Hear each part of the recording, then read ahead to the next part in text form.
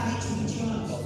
E aí eu conversando com os dois, e uma sexta-feira anterior nós fomos jogar uma bola com o time da empresa, e aí nós jogamos e começamos a conversar.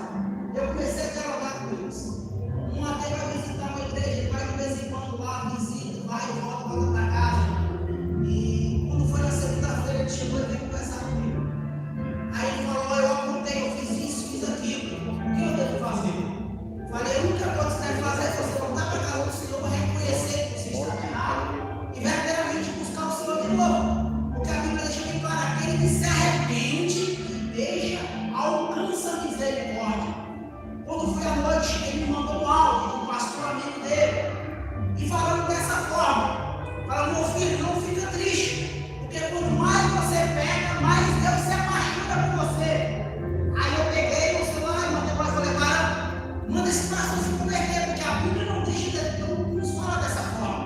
Deus nunca nos apaixona por nós, se nós continuamos a pecar. Deus ama o pecador, não ama o pecado. E eu comecei a falar com ele, ele começou a mandar o áudio, o pastor está mandando para ele, ele começou a falar comigo e mostrando na Bíblia.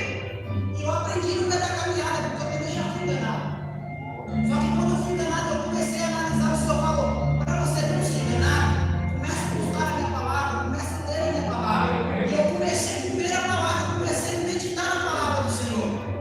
Aí Oséias vai dizer bem claro, capítulo 4, versículo 6: o meu povo perece porque lhe falta conhecimento.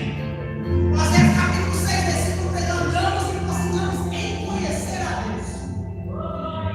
Eu comecei a conversar com ele, ele falou: não fica triste, não entristece porque você pecou. Nós temos que entristecer sim, porque Deus tem ciúme muito de você. Deus tem zelo. E muitas das vezes as pessoas têm sido enganadas porque não lê a palavra, não usa as Escrituras Sagradas. E eu comecei muito, foi um motivo por ter falado: infelizmente você tem que tomar cuidado em você escuta. Porque se continuar dessa forma, vai você e ele direto te tomar no inferno. Porque a Bíblia deixa bem claro que Deus ele zela por mim, você ele zela pela sua palavra.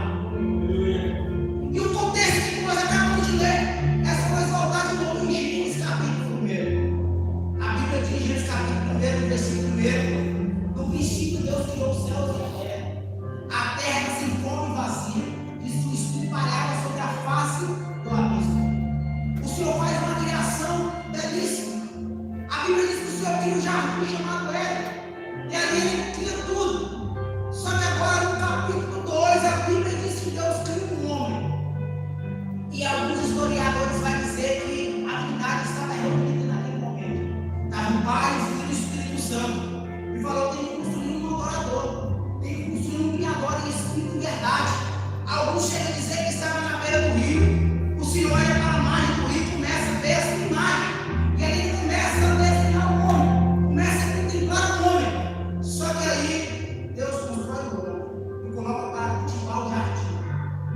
E no meio do jardim a Bíblia diz que o Senhor coloca uma árvore do conhecimento do bem e do mal. Só que a Bíblia vai dizer que Deus fala para o homem: pode comer de tudo, você pode fazer tudo. Só que está vendo aquela árvore ali? Não faça, não veja. Deus dá somente uma ordem para o homem. Só que a Bíblia diz em Gênesis capítulo 3 que está ali olhando para aquela árvore. E a Bíblia diz que ele tinha uma serpente. A Bíblia deixa bem claro que essa serpente não pertencia ao jardim.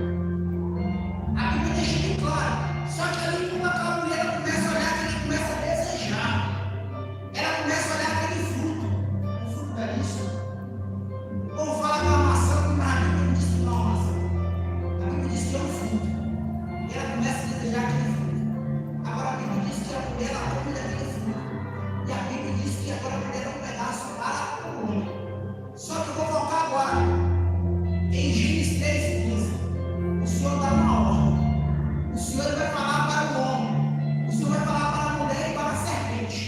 Vai dizer a serpente: tu vai rastejar e comer do pó da terra. Agora olha comigo. Se a Bíblia diz que Deus